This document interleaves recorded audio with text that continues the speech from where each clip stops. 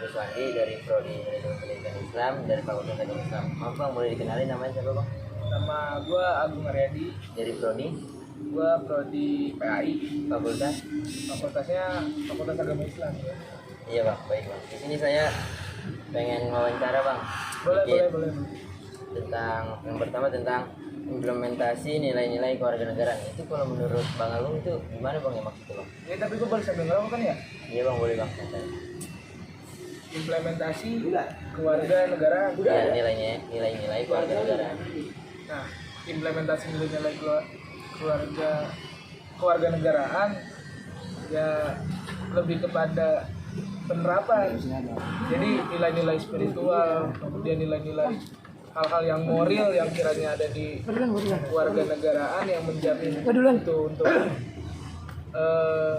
peningkatan stabilitas negara sih, mungkin lebih ke situ arahnya. Jadi lebih kepada implementasi bagaimana cara kita merealisasikan nilai-nilai keluarga negaraan tersebut. Itu sih kalau menurut gua. Iya. Nah ini ada lagi bang. Pertanyaan kedua itu tentang aktualisasi. Aktualisasi yang Aktualisasi. Jadi menurut abang itu aktualisasi itu apa sih gitu? Terus juga pengaruhnya apa gitu terhadap negara? aktualisasi nilai-nilai keluarga negaraan ya mungkin Indonesia tidak jauh beda sama yang tadi begitu. Kemudian kalau misalnya bertanya pengaruh atau tidak kepada negara, ya gua rasa jelas berpengaruh, karena yang hari ini diaktualisasikan, yang hari ini bisa diimplementasikan oleh setiap warga negara Indonesia yang menganut nilai-nilai moral atau spiritual yang ada di pendidikan keluarga negaraan, itu sebetulnya sangat luar biasa. Contoh model nilai moral kayak toleransi gitu.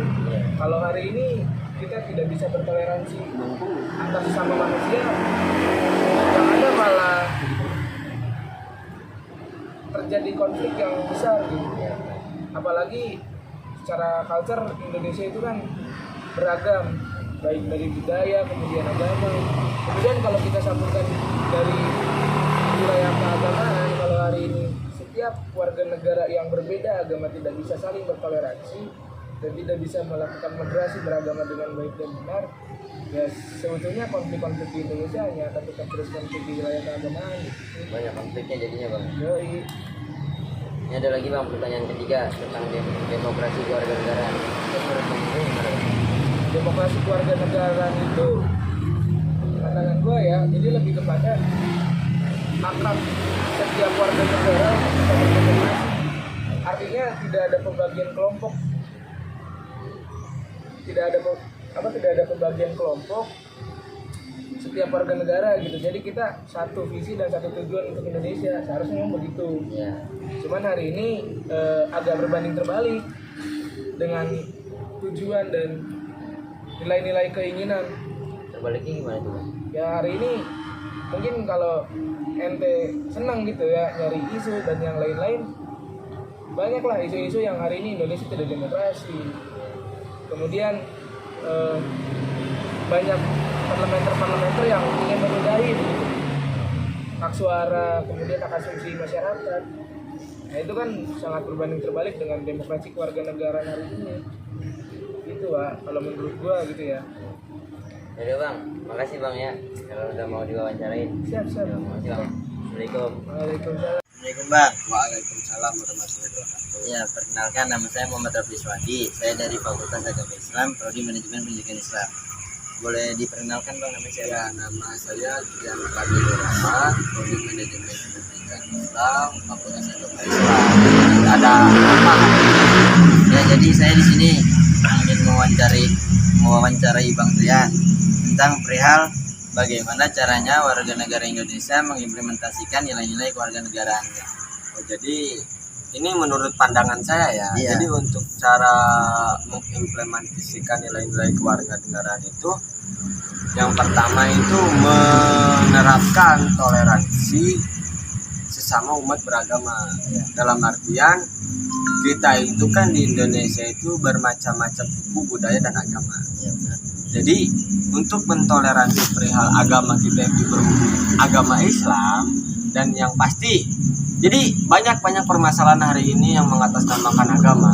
Ya. Tapi dari nilai diri pribadi sendiri saja dahulu untuk mentoleransi, dan nanti itu teman-teman yang lain bakal terhegemoni oleh nilai-nilai kepribadian kita sendiri.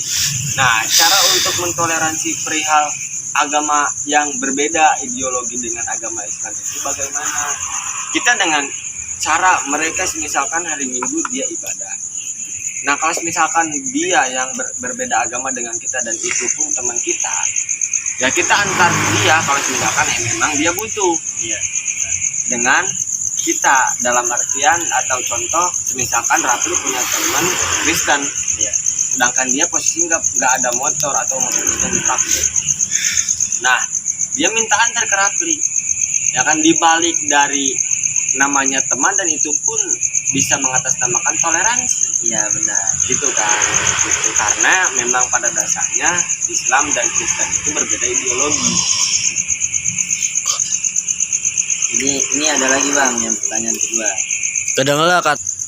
Jadi gini bang, ada pertanyaan yang kedua lagi, yaitu bagaimana cara mengaktualisasikan nilai-nilai Pancasila. Nah, kita kan memiliki 5 poin, dan yang saya ketahui itu ketuhanan yang maha esa, kemanusiaan yang adil dan beradab. Kita jangan terlalu dahulu jauh terhadap poin ketiga, keempat, kelima, tapi kita harus menerapkan poin pertama dan yang kedua, ketuhanan yang maha esa dan kemanusiaan yang adil dan beradab. Nah, harus dan perlu digarisbawahi bahwasanya hari ini kemanusiaan yang adil dan beradab itu dalam artian adab-adaban kita terhadap guru dan adab-adaban kita terhadap sesama umat manusia. Nah, karena banyak kasus hari ini yang mengatakan bahwasanya terus di India, ya, karena di India itu berbeda-beda kasta itu dan memiliki poin-poin atau memiliki yang namanya penindasan di India. Contoh, kasta yang paling rendah itu namanya kasta apa gitu, dan yang saya ketahui itu kasta kesatria. Itu kasta-kasta orang-orang yang memang benar-benar bisa berperang. Ada juga dia Kesatria, Brahmana. Sudra, Brahmana, ya, karena itu berbeda-beda kasta. Iya benar. Nah, di India pun itu masih diterapkan, walaupun memang presiden di India pun menentang. Hanya saja masyarakat hari ini di India tersebut itu sulit untuk menerima bahwasanya kita itu sesama manusia. Tapi manusia zaman sekarang itu tetap kita berbeda kasta, seperti lagu Malaysia yang konon katanya berbeda kasta gitu. Dia orang kaya, kita orang miskin. Nah, cara membedakannya seperti itu. Nah, bagaimana cara mengimplementasikan nilai-nilai Pancasila? Ya balik lagi gitu. Kita harus mematuhi ketuhanan yang maha esa, kemanusiaan yang adil dan beradab. Nah, adab-adaban kita itu terus digunakan. Gitu. Jeda dulu. Tidak, Bang. Jadi gini bang, ada lagi yang pertanyaan ketiga, yaitu apa yang dimaksud dengan demokrasi kewarganegaraan. Nah, jadi pandangan saya dan yang saya ketahui, dan ini menurut pendapat saya. Jadi dulu itu yang namanya demokrasi itu sulit ditemukan pada zaman Soeharto. Karena apa? Setiap manusia yang berada di Indonesia ingin mengumumkakan pendapat itu sulit, karena sampai ada tragedi tahun 91 kalau nggak salah, apa tragedi tahun apa gitu. Iya. Nah, itu kan sampai difilmkan perihal 98 bang. ya 98 ya tragedi tersebut, ya kan.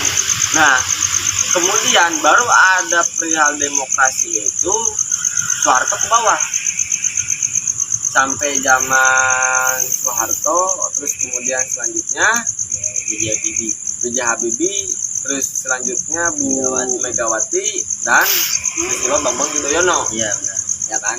Nah, yang saya rasa itu karena saya dulu pernah merasakan zamannya atau eranya Susilo Bambang Yudhoyono itu, dia benar-benar negara demokrasi itu ya bisa dikatakan dalam artian segala sesuatu yang menyangkut perihal kebijakan negara itu pasti dia demokrasi dengan masyarakatnya. Nah, Dan yang saya rasakan untuk sekarang itu demokrasi sangat dilarang. Karena bisa kita lihat dari demo-demo kemarin banyak mahasiswa-mahasiswa yang dipilih. Karena apa? Untuk menyalurkan aspirasi-aspirasi masyarakat itu sangat sulit. Tidak bisa hari ini kita mengaspirasikan kemudian diasisi. Tapi zaman sekarang atau era sekarang Jokowi hari ini itu banyak orang-orang yang ingin mengaspirasikan masyarakat atau mengaspirasikan keluh kesah masyarakat, tapi banyak yang dipilih terlebih dahulu. Cut. Gitu. Ya mau bang, Lanjutin dulu bang. gitu. Bisa nih bang. Enggak saya si goblok. Era zaman di Jokowi hari ini itu menurut saya untuk real aspirasi itu sangat sulit. Bisa kita lihat dari demo-demo kemarin di Jakarta yang sangat-sangat mengerikan menurut saya gitu, waktu zaman semester 1 2019. Iya. Itu kan banyak sampai Unsika sendiri pun satu bis itu ditahan di Jakarta. Dan yang saya rasa itu perihal demokrasi hari ini ya kurang.